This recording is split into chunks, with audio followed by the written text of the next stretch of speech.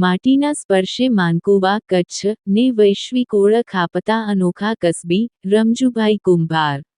નાનપણમાં માટીના પીંડા સાથે રમતા રમતા કલાના પાઠ શીખેલા કચ્છના રમજુભાઈ કુંભારની નેમ આજે માટીના માધ્યમથી પોતાના વતનને જગપ્રસિદ્ધ બનાવવાની છે.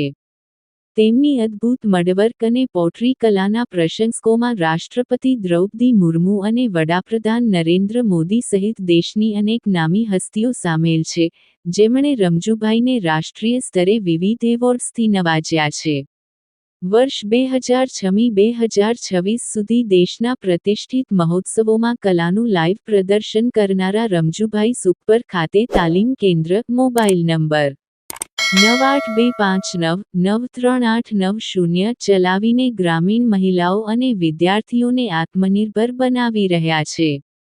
દેશના મુખ્ય અખબારોમાં સ્થાન પામેલી અને સોશિયલ મીડિયાના માધ્યમથી વિશ્વભરમાં ગુંજતી તેમની આ અદ્ભુત માટીકલા ભવિષ્યમાં પદ્મશ્રી એવોર્ડ સુધી પહોંચે તેવી સૌ કોઈ શુભેચ્છાઓ પાઠવી રહ્યા છે.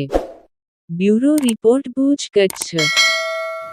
આપણું પૂરું નામ અને આપણું જે કલા છે એ વિશે થોડીક માહિતી આપો. જી, મારું નામ કુંભાર રમજુ મોહમ્મદ. મારું ગામ માનુકા, જે અમારી હેન્ડીક્રાફ્ટની દુકાન આવેલી છે. સુપર ગામમાં અમારું જે કચ્છિયા ટ્રસ્ટ છે, આપણી ભારતમાં મોટામાં મોટી સંસ્થા, એના અમે પ્રમુખ છે. અને 21 વર્ષ ત્યાં જે આપણે દીની તાલીમ આપવામાં આવે છે એવી આલાદર ટ્રસ્ટ, એમાં અમે છેલ્લા 12 વર્ષ ત્યાં મહામંત્રી છીએ. અને અમારી જે કલા છે, આમ તો પારંપરિક કલા કુંભારી કલા છે, પણ સાથે સાથે અમે ભૂકંપ બાદ મેં મડવર્ક આર્ટ શીખ્યા. અને એ અમે અલગ અલગ સ્કૂલ કોલેજોમાં વર્કશોપ કરાવતા હોઈએ છીએ. હમણાં જ પણ આગલી સાલ અમને જ્યારે રાષ્ટ્રપતિ ભવનમાં આમંત્રણ મળ્યું ત્યારે મેં આ વર્કશોપ અમારું મોટું આયોજન રાષ્ટ્રપતિ ભવનમાં કર્યું હતું. અને તે સિવાય અમે જ્યારે ગવર્મેન્ટના એજ્યુકેશન મળતા હોય છે ત્યારે અમે દિલ્હી, ગાંધીનગર, મુંબઈ, પૂના, બેંગ્લોર, હૈદરાબાદ જતા હોઈએ છીએ. તે સાથે અમને જ્યારે પણ સરકારી સ્કૂલમાં આમંત્રણ મળતું હોય છે કોલેજમાં, ત્યારે અમારી જે ટ્રસ્ટીઓ સાથે જે જોડેલા છે અમારી ટીમ, જેમાં કુંભારી કલા, મડવર્ક આર્ટ, રિપન આર્ટ, બાંધણી વર્ક, એમ્બ્રોઇડરી વર્ક, તે સિવાય હમણાં અમે ટાંકડાસર, સુમરાસર, સામત્રા, માનકવા, સુપરાલી આજુબાજુના ઘણા ગામડાઓમાં અમે મડવર્કના વર્કશોપ સાથે સાથે સીવણ ક્લાસ પણ અમે કરાવ્યા.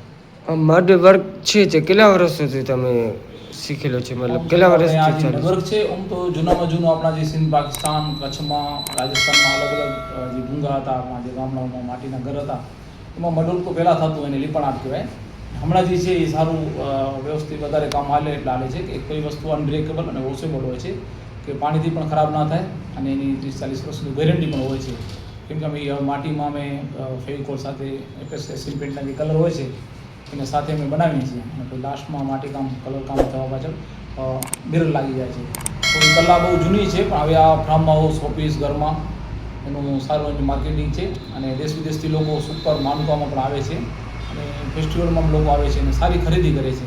હમણાં અમારો પરિવાર અને અમારી સાથે 11 કારીગરો અને જે બહેનોને અમે શીખવાડ્યું છે એને પણ કામ મળે છે. જે આપણું આ ટ્રેનિંગ સેન્ટર છે એમાં કેટલા પ્રોગ્રામ થયા ને હવે ક્યાં ક્યાં પ્રોગ્રામ કરવાના છો એ બાબતે? આપણી જે સુપરમાં ટ્રેનિંગ સેન્ટર છે એ તો ઘણા વર્ષોથી અહીંયા લોકો આવે છે લીપણ આર્ટ શીખવા, પોટરી વર્ક શીખવા. અને તમે અમારી ઓફિસની ટ્રેનિંગ સેન્ટરની મુલાકાત લીધી તો જ્યારે અમારા સ્ટુડન્ટ વધારે ત્યાં થતા હોય છે, તો હમણાં અમને 3 થી 4 અરજી આવી છે. એટલે મહિને અમારું તલવાણા ગામ, માટી તાલુકામાં 30 બહેનો જોડાણી છે. જરૂર બંધ છે અને અમે સીવણ ક્લાસ પ્રયોગ કરાવવાના છે. તે સિવાય હાજીબીની આજુબાજુમાં 11 ગામડાઓ છે, એનું પણ અમે જુલાઈ મહિનામાં પ્રોગ્રામ અમે કરવાના છે. તે સિવાય મુદ્રાના ગામડા જે છે અહીંયા પણ અમે સીવણ ક્લાસ, બાંધણી વર્કનું મોટું આયોજન કરશે, જેમાં વધારે મહિલાઓ શીખે એ લોકોને અમે સર્ટિફિકેટ પણ આપીએ છીએ. અને કોઈ બી ચાર્જ અમે લેવામાં નથી આવતો. જે બી મહિલાઓ શીખવા આવે છે ત્યાં અમે પ્રોગ્રામ કરવાના છે. તેમાં અમને હિન્દુ મુસ્લિમ સમાજના રાજકીય સામાજિક આગેવાનો સાથ આપે છે. અને અમે તમારા ટીવી ન્યૂઝ દ્વારા બધાને અપીલ કરીએ છીએ કે તમે વિઝિટ કરો અમારી કચ્છિયા ટ્રસ્ટ અને ટ્રેનિંગ સેન્ટરના ઓફિસની મુલાકાત. તો આપણે વધુમાં વધુ કચ્છ નહીં પણ આપણે ગુજરાતની જે શહેરો, તાલુકા, ગામડાઓમાં આવેલા છે એમાં પણ આપણે મોટું આયોજન કરી કે જે લોકો બેરોજગાર છે એ લોકોને રોજીરોટી પણ મળે, અને સાથે સાથે આ કલા લુપ્ત ના થાય. અને આપણા પર ફરજ છે કે આપણે જ્યારે માની કે આ કલા આપી છે તો આપણે વધારે મહિલાઓને આર્ટ શીખવાડીએ, જેનાથી લોકોને રોજગાર મળે. અગર એની પાસે સારું ફંડ હશે તો એ પોતાના બાળકોને શિક્ષણ સારું આપી શકશે, ટ્યુશન પણ કરાવી શકશે, તો એ લોકો પોતાનો પરિવાર આગળ વધી શકશે.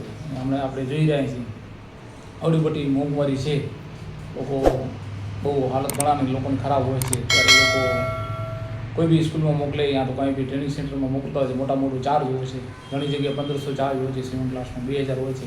અમારી એક એવી ટ્રસ્ટ છે કચ્છમાં, આપણા સુપર ગામમાં કચ્છિયા ટ્રસ્ટ, કોઈ બી જાતનું સ્વિમિંગ ક્લાસનું કે એમ્બ્રોઇડરીનું અમે કોઈ ચાર્જ લેતા નથી.